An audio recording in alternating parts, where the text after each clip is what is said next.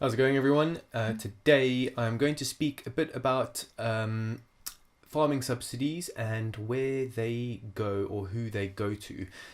In the last podcast, I kind of spoke broadly about what farming subsidies are in the EU, and it was a very sort of broad idea. But if you want to go back and listen to that or watch that, go for it. It'll give you a good basis for you know um, the farming subsidies in general. Today, all I'm going to speak about is where they go, and I just think there is a big misconception for the general public about who actually gets them, and this kind of thing I think should be common knowledge, but people just don't know. It's almost like it's shrouded in mystery, and even looking into it, it is quite difficult to dig down and find out who gets what. But I've come across a really good website that outlines a lot of that, and it's pretty crazy. It's actually pretty. It gets me quite angry just reading it. So the first thing I want to talk about is this little website. It's called Revealed, or article, should I say? How we pay our richest landowners millions in subsidies. Now, this was written in 2012, so it's quite a relatively old article, and it speaks a bit about, or mainly about, farming subsidies in the UK. And to me, this is just the sort of just scratching the surface, because it goes a lot more sort of crazy in terms of how much money people actually get. So it talks about some of the richest landowners in the UK receiving these subsidies, and something I found quite interesting, it says the average British household contributes £245 a year to CAP. CAP stands for the Common Agricultural Policy, most of which a New Statesman, which is this website, investigation has found is handed to the wealthiest landowners. So let's see, originally established with the intention of supporting small farmers and reducing Europe's reliance on food imports, the CAP, which accounts for 43%, so 55 billion euros, of the EU budget, has become a slush fund for assorted dukes, earls, and princes. Now, so that basically right there tells you a bit about what these farming subsidies are. I'm just going to carry on going down. I'm not going to read the whole thing. If you guys want to go read this article, go for it. It's on newstatement.com. I'll leave the link in the podcast notes. So in 2011, it gives a list of where a lot of money went to. So £730,000 went to the Queen. Okay, because she owns a lot of land. Now, these farming subsidies are based on the acreage of land you own, so how much you have, not what you do with it, not if you're farming. So you can literally have a massive piece of land, not do anything with it, and receive a farming subsidy. That's crazy, and that's why a lot of wealthy landowners receive these subsidies, because they just own loads of land. They don't necessarily have to farm it. Another one, Prince Bandar of Saudi Arabia. So this person isn't even English, or not that that's a problem. They don't even live in the UK. They just own land here. Anyone can own land here for whatever reason, but they how do they contribute to our society? They receive £273,000. Now, that's by no means large on the grand scheme of things, but that's a lot of money. Imagine that going to smaller farmers that really need it. So here's another one. Sir Richard Sutton, £1.68 million. Another one, the Parker family, £1.5 million. The Vesti family, £1.069 million. Duke of Westminster, £748,000. Do these people actually farm? Like, what are they doing with that money? Why do they need to have it? They are incredibly wealthy individuals. They've got a lot of money, from their families and inheritances, but they're actually getting taxpayers' money, or general people's money from all over the EU, just because they own land. Again, it doesn't matter who they are. Like, for example, this guy from Saudi Arabia, this prince, he must have invested in buying land here for whatever reason. Whether or not they're doing it for money or not, who knows? But it's crazy that someone can just come along from anywhere, buy land here, and get money for it. So that just gives you a basic idea of how much money is actually going to certain people. These people here, like Severn Trent Water, they're getting money. Eton College, okay, I mean, they get £3,000. It's not really that much. But Severn Trent Water, they don't farm, or at least I don't think they do. They must own a hell of a lot of land, though, to get that kind of money. You know, it's crazy. And like I said, this just scratches the surface of how insane it's actually gotten. Now, again, like I said, this was written in 2012. Whether or not a lot of this has changed since then, I don't know. But even though, even then, it just shows you how twisted this system is. Now, I found this really good website called farmsubsidy.openspending.org. It says here, the European Union spends around 59 billion euros a year on farm subsidies. This site tells you who receives the money.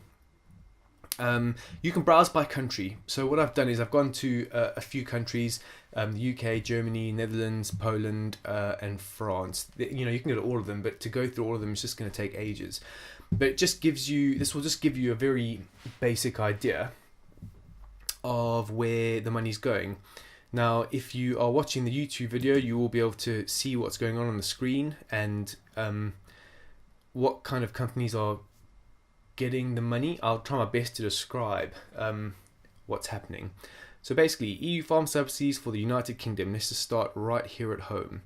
All years. So this shows subsidies from 1999 to 2013.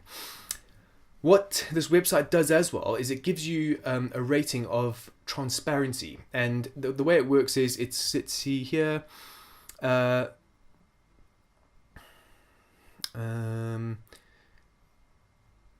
These pages list farm subsidy payments made in the United Kingdom as published directly by the government or United Kingdom or sourced via Freedom of Information requests.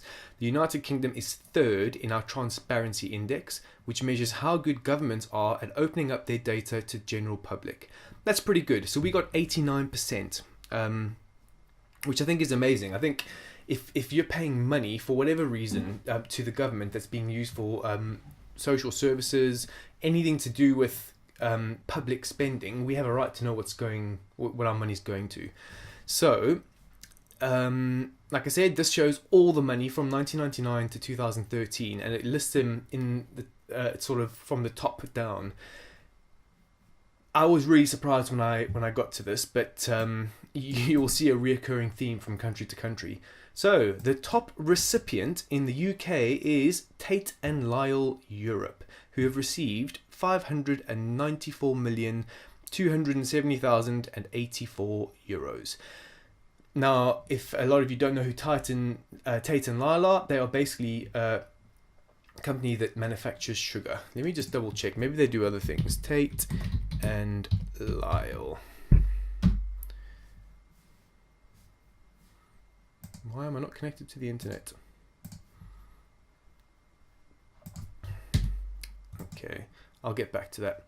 But what's even crazier is the second place receiver of EU farm subsidies is Tate and Lyle, 170,957,385 euros. That's a lot. So the first two places go to a company that manufactures sugar. Let me just see. Tate and Lyle. Am I on the internet? There we go. Tate & Lyle plc is a British-based multinational agri-business. It was originally a sugar refining business, but from the 1970s began to diversify, eventually divesting its sugar business in 2012. So let's go take a look at what they do. Well, our expertise, key areas of expertise: beverages, dairy, soups and sauces and dressings, bakery and snacks, confectionery, animal nutrition, sweeteners, texturants, fibers, food stabilizers, acidulants, industrial starches. Now, I don't know about you guys, but the last time I checked, that wasn't really food. I mean, obviously some of it's food, but it's not food that we actually necessarily need. It's not fruit and vegetables. Like, that's what I honestly thought all this money was going to. I thought farm subsidies were going to farmers who produced food, but apparently there are massive companies like Tate & Lyle who own swathes of land that are getting money for producing crap. They're not producing stuff that we need as people to actually survive. It's crazy. You know, So in these top 5, let's carry on here. The third is Meadow Foods Limited. Now, did I find anything about them? No, I didn't. I think they were probably one of the only ones on this top 5 list that actually did something that was related to actual farming.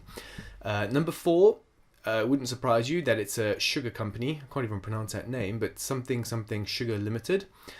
And the last one is Nidco Foods, which is a division of Fairfield. Now, I did find something about Fairfield Foods, and it looks like they predominantly deal in sort of dairy. So they've got cheeses, butter, they've got some granola here, and a few other products. I mean, they've got ice cream, things like that, but it looks like it's predominantly dairy. But again, to me, I don't understand it. Like, how can people that deal in food that isn't actually a staple food, how can they get so much money? Like, we don't need to have cheese. You know, fresh fruit and vegetables are probably more important than cheese. But, you know, nevertheless, that's where the money's gone. So you can, if you go on this website and kind of delve a bit deeper, you can go view all recipients. And obviously there's a lot of people that receive subsidies. So here's another one, Nestle UK Limited. Everyone knows Nestle. They make all sorts of stuff, but not food that we necessarily need to eat. There's some more dairy products. Here's Tate & Lyle again. 1, 2, 3, 4, 5, 6, 7, 8, 9. So in the top 10, Tate & Lyle appears 3 times. That's a lot of times and a lot of money they've received. So the National Trust, they obviously own a lot of land. Here's another one, British Sugars. I mean, there's just great Kraft Foods. Kraft Foods received 16 million euros in that whole time. That's just crazy. Anyway, I think Kraft are originally American, aren't they? Yeah. Anyway, so that's just the UK. The next is Germany. Again, so this is from 2002 to 2013. This is the years that they've got the data for, or the money at least. Their transparency rating is 42%. So these are the top 5 companies. Now, unfortunately, I can't really read or understand German, so I've did I find any of them? I don't think I did actually find much about these websites. As far as I understood, this top one, 102 million euros, they sort of deal not so much in farming, but just land management. So it looked like they did almost like the National Trust. So they own lots of land. They try, make sure nature's looked after, that kind of thing.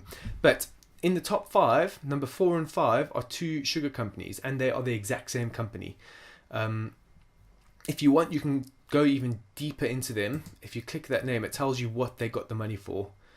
I don't really understand a lot of this stuff, but again, you can go take a look more into it if you want. But just, keep that in mind. That's the second country we've looked at, Germany, and in the top 5, it was two sugar manufacturers. Let's just click all recipients. Well, again, I don't understand all this stuff. I don't really want to go and click through all of them. It's a bit boring. Anyway, next one, Netherlands. So from 1997 to 2013, they have a transparency rating of 35%. That doesn't sound too good. Just bear in mind that we're the ones paying for these subsidies, basically, in a roundabout way. It's all our taxpayers' money that goes to our government, who then pay to be part of the EU. So, first one, 433 million euros. Avib BA. Okay, let's take a look. Some of their products.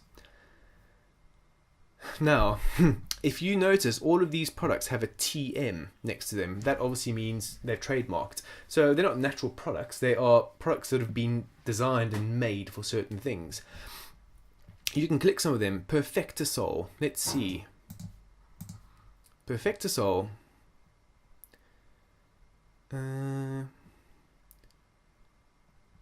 Is used predominantly in vegan-based food. So popular confectionery relies heavily on its texture, yet there is an increasing demand for animal-free products. Perfectisol overcomes this challenge by delivering vegan confectionery with great taste and texture. So, 433 million euros has gone to a company that is making products so that we can have confectionery that feels and tastes better. That's just one of them. Let's see. Ilian offers technique that allows food preparation with cost-saving opportunities. Let's take a look at that one. Internet's really slow here. Sorry, guys. Okay, that's just one of them. Solonic proteins are free from allergen labeling and perfectly fit a vegetarian and vegan lifestyle. So it sounds like some kind of protein substitute that is not animal based. Atenia is an E number free. Oh, okay, it's an E number that's treated potato starch. Who knows? That sounds crazy.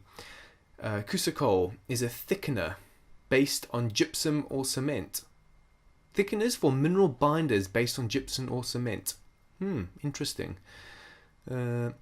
Solvatose is a high quality cold soluble starch which can be used in various industries. Let's see. Let's see. Technology. Try to read all this stuff. I mean, this isn't even food-based. High-quality, cold water-soluble starches are designed to be used in various industry segments. To meet the specific demands, we use drum drying and extruder technologies. What? Wallpaper adhesive characteristics. That sounds tasty. Yes. Okay. I mean, the list goes on, basically. I mean, Amylofax improves paper quality with potato starch. Perfectocoat is a series of specially developed high-quality potato starch-based coating binder. If you aren't watching the video and only listening to the podcast, it's got like sheets of paper, so I'm guessing. Let's take a look. It's got something to do with paper. Let's see.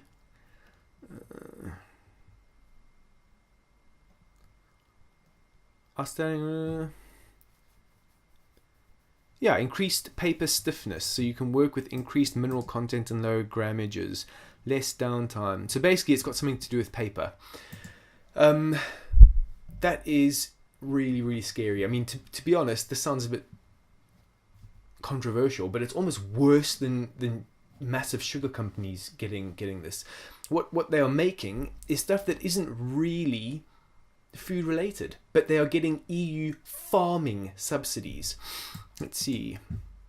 That's just one of them.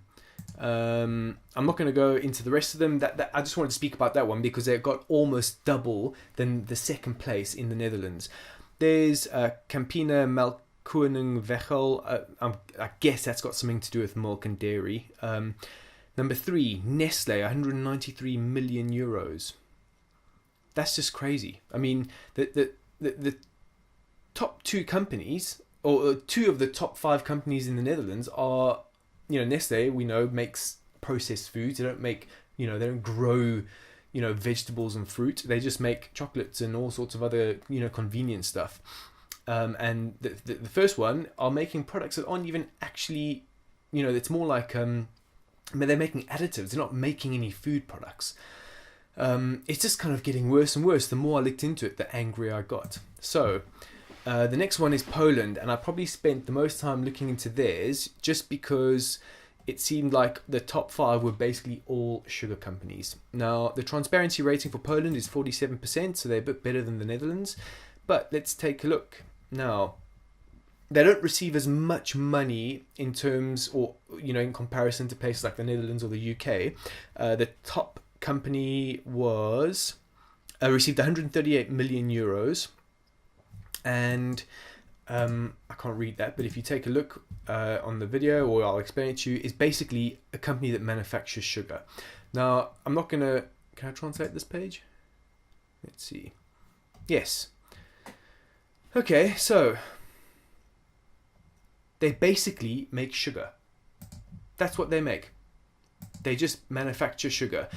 The translated page shouldn't show me much, but there's all sorts of ones. There's sugar cubes, there's sugar sachets, there's different shaped sugar sachets, there is icing sugar, there is bio sugar, whoever knows what that is, there's brown sugar in sachets, brown sugar in other shaped sachets. Brown sugar that's got in a packet with a fancy nozzle to pour out. More brown sugar in cubes. Some more brown sugar. That's just crazy. Another company that manufactures sugar that's receiving a huge amount of EU farming subsidies. That was the first one. Now the second one, suiker. I don't know how to say that in Polish, but suiker in Afrikaans is sugar. So here's another company, 66 million euros. Let's take a look. Oh wait, also sugar. I don't really know much. Let's see, products. I did try to take a look at it, but it didn't show much of the products. It looks like they just do sugar. Was it the third company? Another one. Basically manufacture sugar, bags and packets of sugar, all sorts of different kinds. Or here's another one, syrup, which I'm guessing is derived from the sugar that they manufacture. So in Poland, the top three were all sugar companies that receive all of this money. Next one is France. They were also quite heavy on the sugar manufacturing. Transparency rating is 39%. So the top recipient is Terios, 355 million euros. If we go take a look at Terios, there's something I found really interesting here. So their business areas are sugar beets, sugar cane, and cereals. Where is it? Let's take a look. Is it there? Yes, here we go. Through 49 industrial sites in 16 countries and the commitment of its 23,000 employees, Terios supports its customers close to their markets with a broad and complementary range of products. In 2016-17, the group achieved a turnover of 4.8 billion euros. Yet, from the periods of 2004 to 2013, they received 355 million euros in EU farming subsidies. Why do companies that big need to receive subsidies? And again, it comes down to this whole idea or the flawed system of the cap, that you get money based on how much land you have rather than what you are farming. Now, from what I've read, I think it might have changed slightly in 2014. They were going to be a bit more strict. But look how many years these massive companies were getting money for. And why did it take them so long to change the system? If it did change in 2014, it's something I haven't looked into, but I have read on a few articles that the whole system was going to change. Anyway, okay, that's the first one in Poland. Next one, St. Louis Suiker, again, a sugar company. Did I find anything on them? No, I didn't. But there's no point in looking into it. It's sugar. 287 million euros. Let me just see if I can. Hold on. I'm interested now.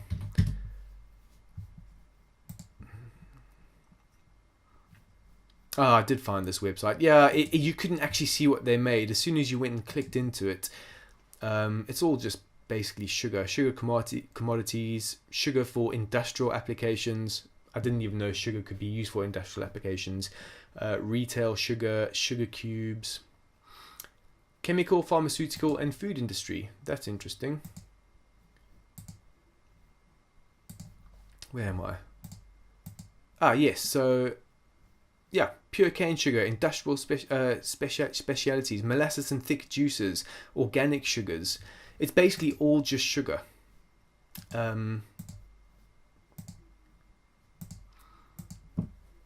It blew my mind, basically, that basically from all the countries I've looked at, and there's only been a few, the majority of them are companies that are producing some form of sugar product that isn't directly related to food that we eat, that we need to eat as to keep living, basically. And what I mean is like fruit and vegetables. Okay, and the rest of them, I can't pronounce that, DOUX. They predominantly did poultry, but it's like processed chicken, so chicken nuggets, all that kind of thing. Again, this kind of food isn't food that we should be eating on a daily basis. It's not, we can do without it, basically. It's a luxury food item. Now, I've got nothing against it, but obviously eating it all the time can't be good for you. It's heavily processed. It's probably got a crap ton of additives in it that aren't good for you. And eating them all the time probably won't lead to being very healthy. Let's take a look here. That's the same company. Another one, Crystal Union in France, is, let's take a look, sugar and alcohol, bioethanol. Let's see. I mean, I don't even know what that is. But again, it predominantly revolves around producing some kind of sugar. And the last one in France, Tilly Sabco, it also looks like they basically do processed chicken products. So in the top 5 in France, who all receive in the hundreds of millions, with the exception of Tilly Sabco, who only received 91 million, was all sugar and processed food. Now,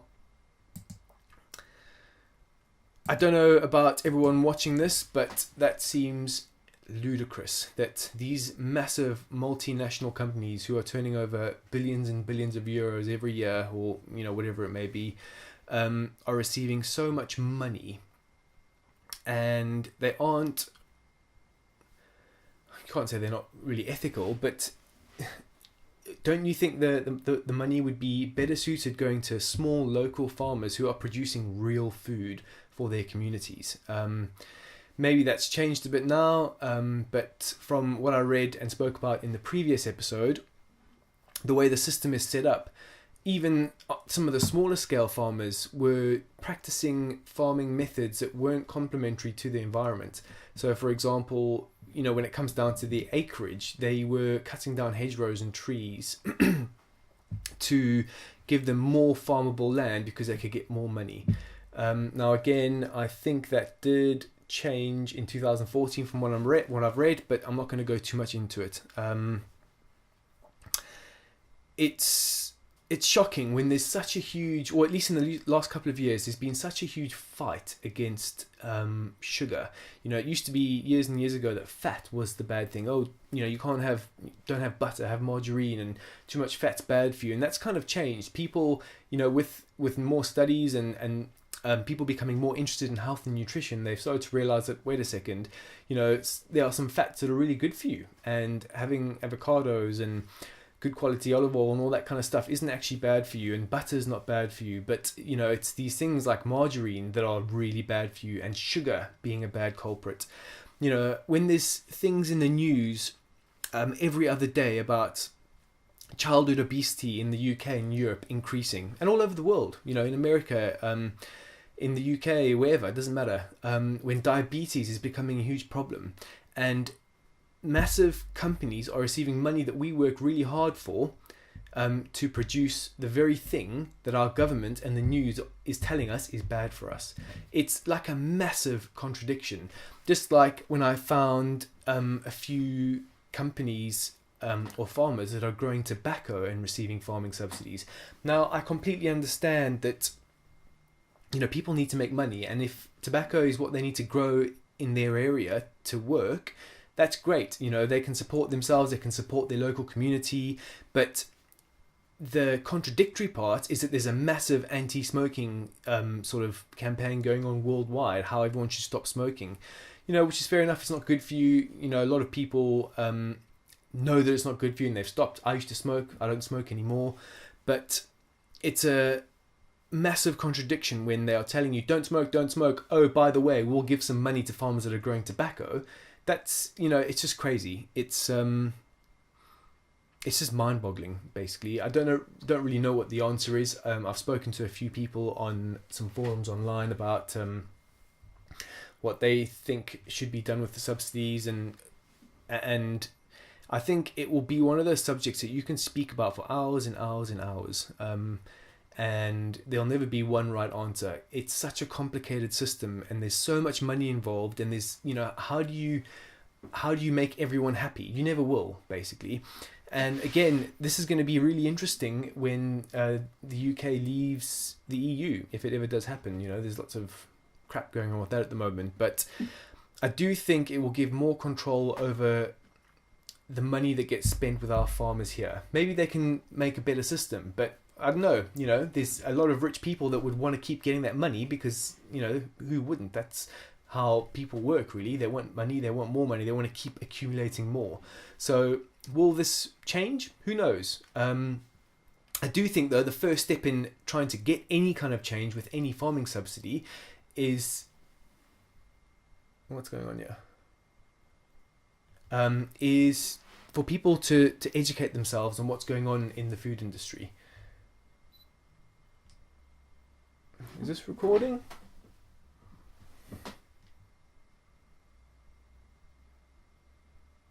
Who knows? Man, I've got so many problems with this camera. Sorry, guys. Yeah.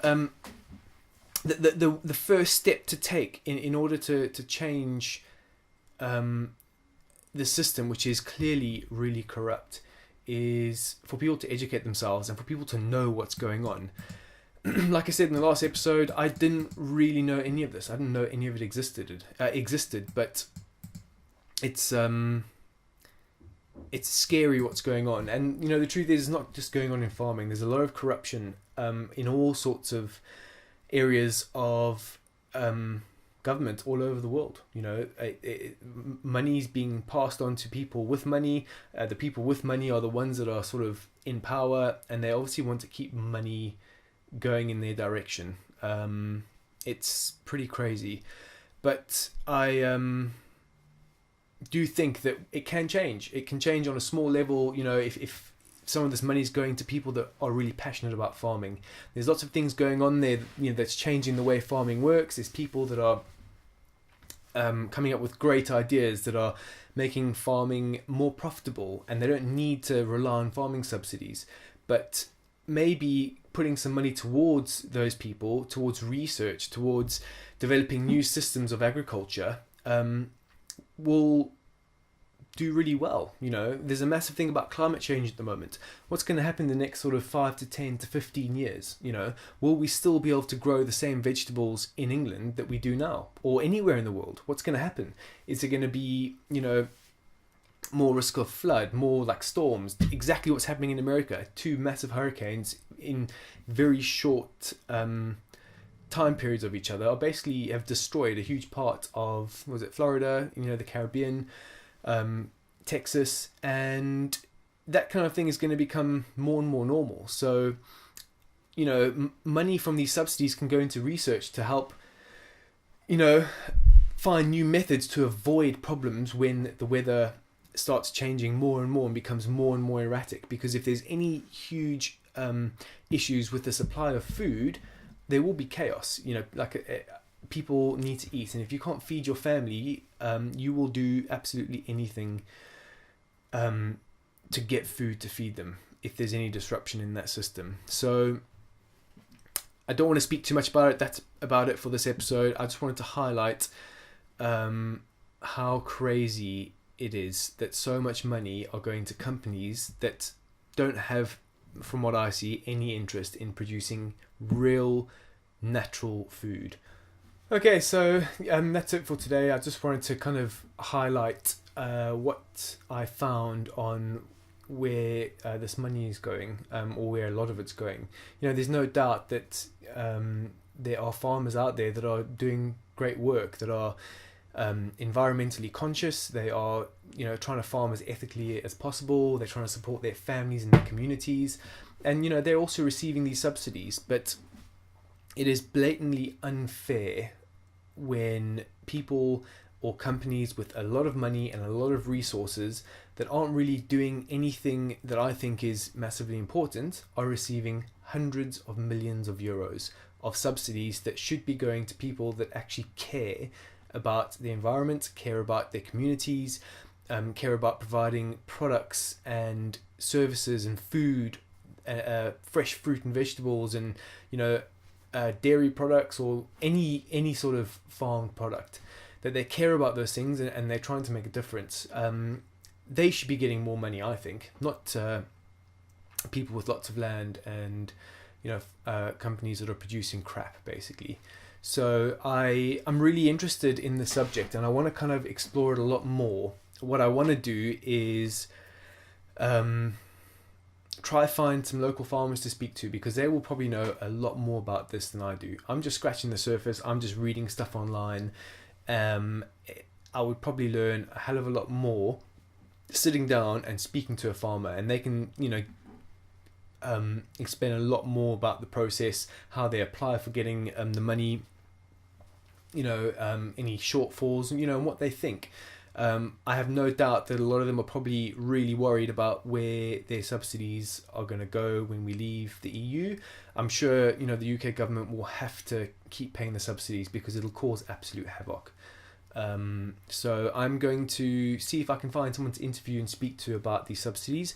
I might do one more episode on them, and just speak about, a way forward. There must be something that can change. Like I said, I think the first step is education, and hopefully this sparks some interest in some of the people that have watched or listened to this, and they go out and read a bit more. And that's how things change. It becomes part of people's general knowledge. They start knowing things and speaking about it, and conversations happen, and like a momentum grows, and when it becomes in the forefront of your mind, you can make changes. But when all this stuff is not really part of our day-to-day knowledge, nothing will ever change.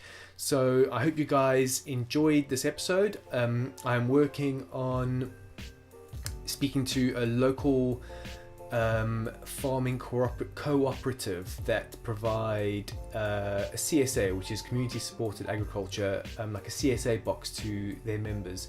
Kind of like, what are they called? Is it Riverford and Abel and Cole? Kind of like that, but it's based here in Gloucestershire. I'm just waiting to hear back from them, and hopefully I will have them on the podcast soon, because I think what they're doing is quite great. They've got some really, really good schemes for young farmers who are interested in farming, and it will be great to speak to them. So hopefully I will have an episode with them soon. I hope you guys enjoyed today's episode. It would be great if you could leave a comment and let me know what you think. If you would like to hear about or learn about anything in particular in the food industry or the farming industry, let me know, because I will do my best to do episodes on that. I'm making these not just for myself, but for everyone else that's watching and listening. I really want to help spread the word about farming.